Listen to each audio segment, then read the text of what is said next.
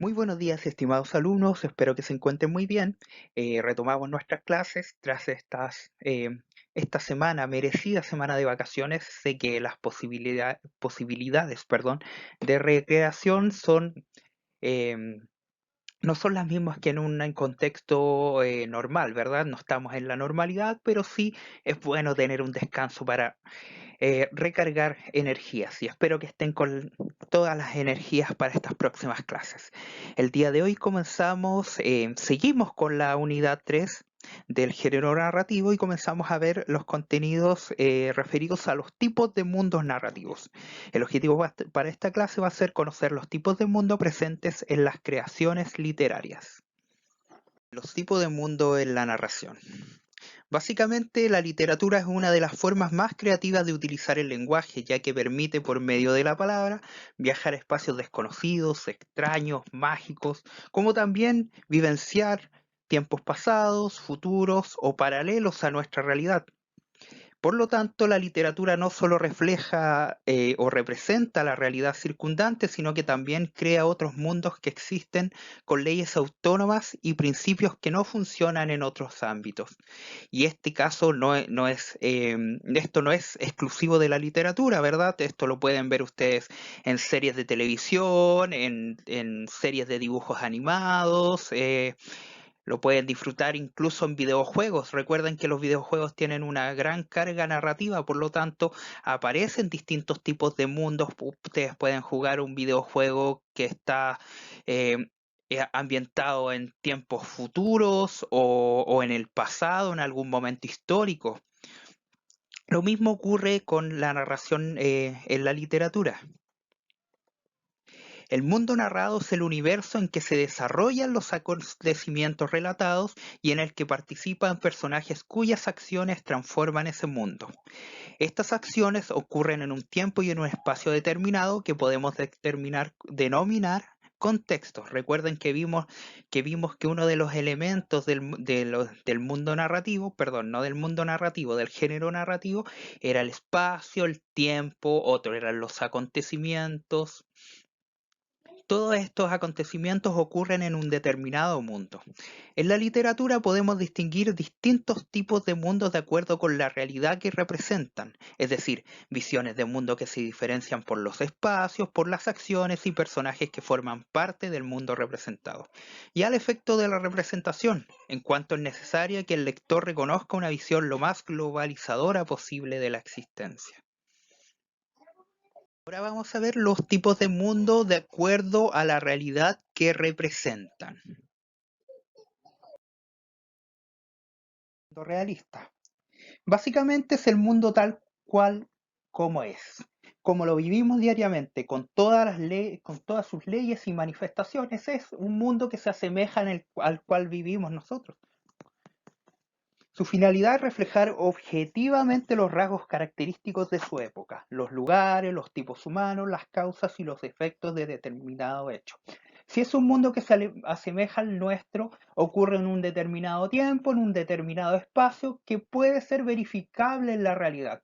En una determinada época, puede ser en nuestra historia contemporánea, por ejemplo, un escritor que escriba sobre un mundo realista similar al nuestro, en nuestra época, los personajes tienen que corresponder, sus acciones y sus costumbres deben corresponderse con la realidad a la cual se está hablando, al tiempo que se está hablando y al grupo social o al tiempo determinado del cual se está hablando.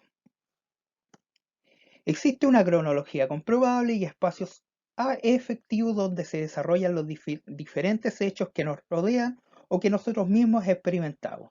Hay una secuencia en el tiempo y en el espacio. Lo mismo que decía anteriormente, se da en un determinado espacio bien marcado y que responde a una realidad. O sea, se habla de un año en particular y es un año que lo cual lo podemos comprobar históricamente y las costumbres tienen que responder a eso, lo mismo que con el espacio. Lugares del mundo real que son utilizados como escenario donde ocurren los acontecimientos.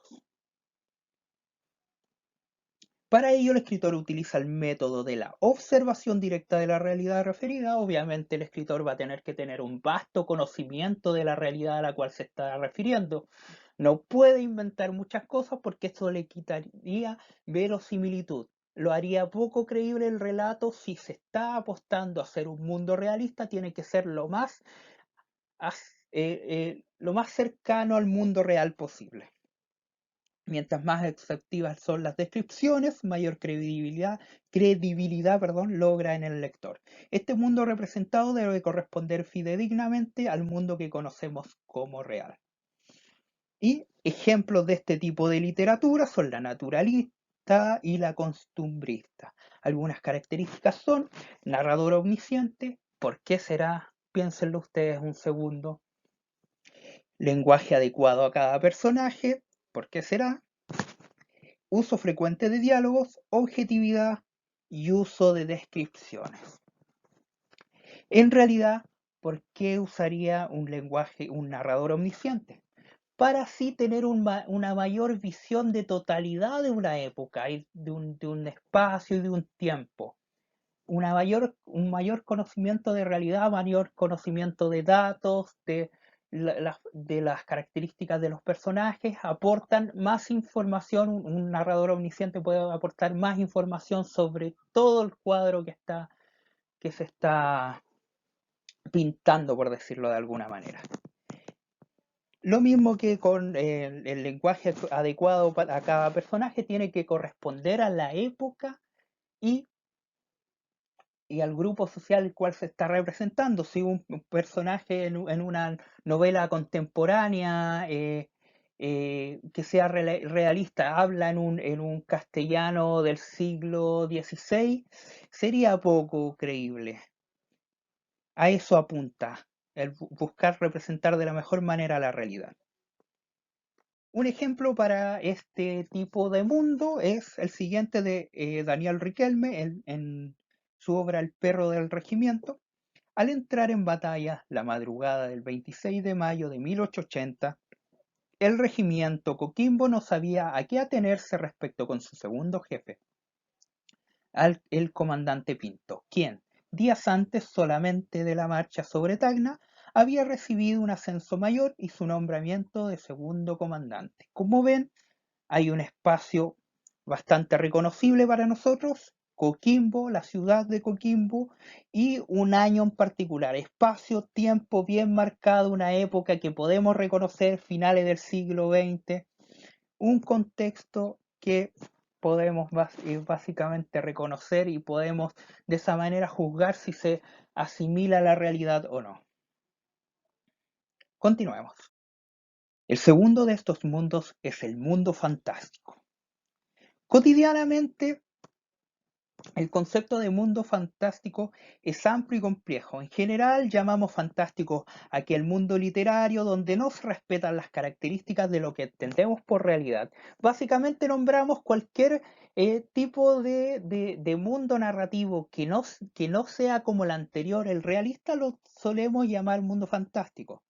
Y reunimos en un mismo grupo los relatos donde intervienen fantasmas, hadas, lobos que hablan, seres cibernéticos o alienígenas.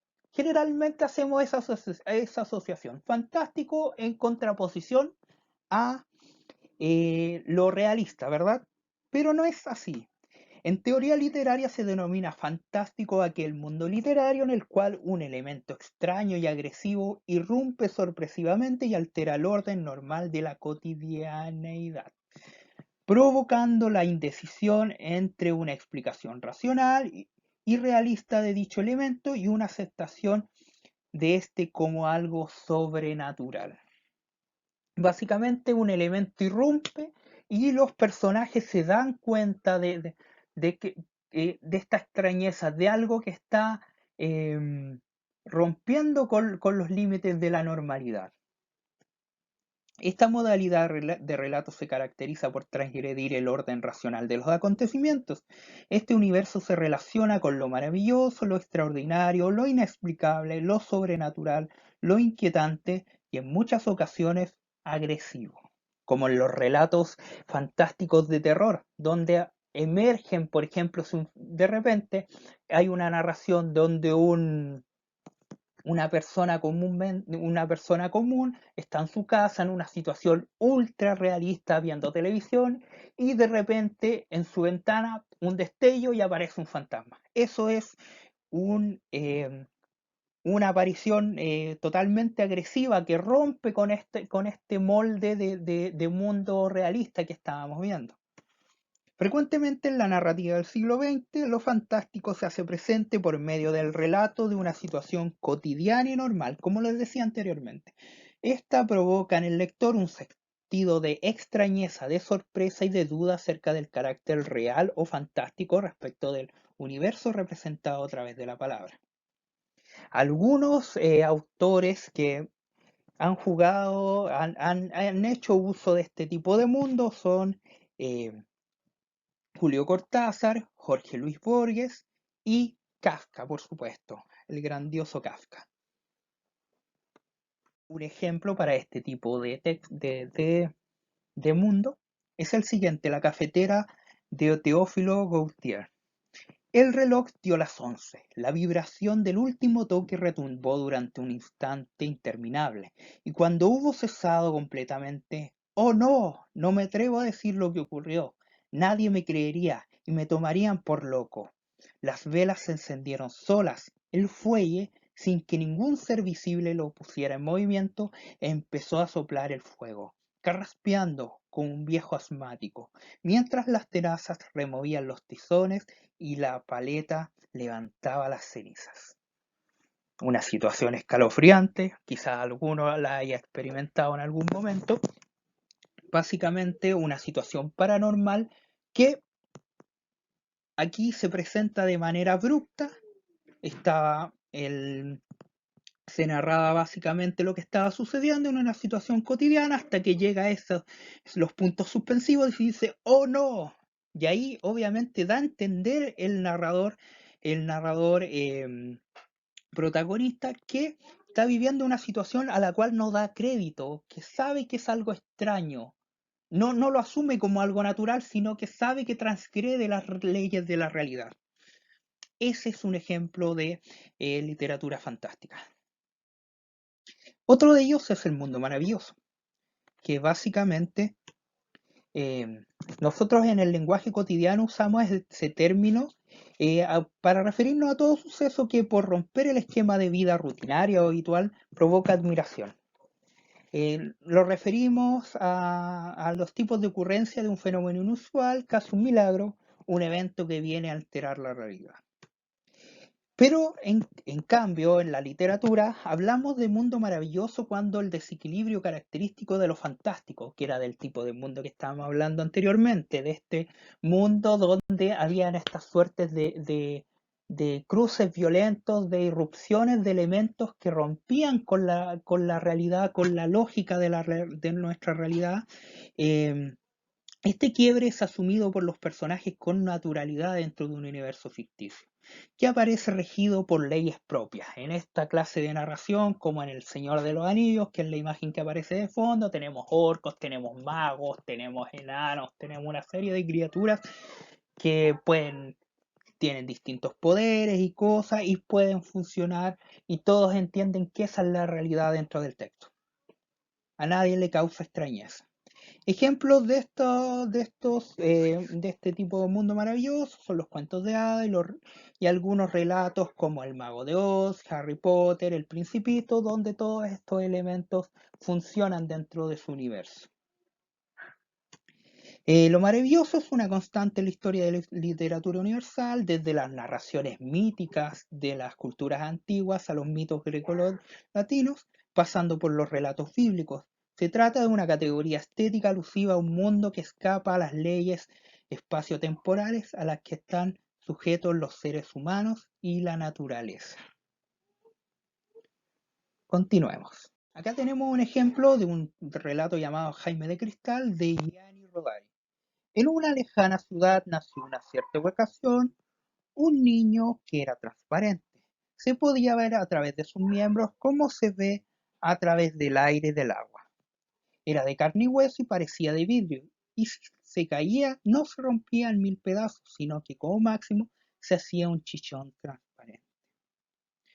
Esto es narrado con una naturalidad impresionante para lo que se está narrando, por lo tanto, no da cuenta de que sea algo que transgreda las leyes eh, del mundo al cual pertenece el relato. Eso, básicamente. Continuemos. Ahora vamos a ver los mundos según su efecto de la representación. Entre ellos tenemos los siguientes. El mundo cotidiano. Básicamente corresponde a relatos donde el mundo de ficción narrado es semejante a nuestro mundo conocido, por lo cual se rige con las mismas normas, aunque el relato transcurra en tiempos pasado o presente o lugares distantes al nuestro. Corresponderá a cada época en la cual haya sido escrito o la época en la que se quiera retratar en en una determinada novela o cuento. No es necesario que el mundo cotidiano sea exactamente el nuestro. Corresponde a las lógicas de nuestra realidad, pero puede estar centrado en otra época, por lo tanto las costumbres, el lenguaje puede ser diferente al nuestro. Esto lo hace muy cercano y similar a la realidad de la vida diaria y permite crear en el lector o lectora la ilusión de que se encuentra frente a acontecimientos que realmente no ocurrieron. Recuerden que cuando partimos viendo la unidad habíamos dicho que existía este elemento ficcional y que si bien la literatura, la narrativa puede centrarse en el mundo real, puede basarse, perdón, no centrarse, basarse en el mundo real, sigue siendo ficción, aunque parezca muy real, aunque produzca esa ilusión. Ahí también va de la mano con el concepto del pacto de verosimilitud, perdón, que vimos donde el lector entra en un pacto con el texto que está leyendo y imagina los mundos posibles de acuerdo a cómo son narrados y no pone de por medio juicios respecto a la realidad de lo que está leyendo. Un aspecto importante es que toda obra narrativa del mundo cotidiano realista se adapta a la cotidianidad de la época en que se desarrolla.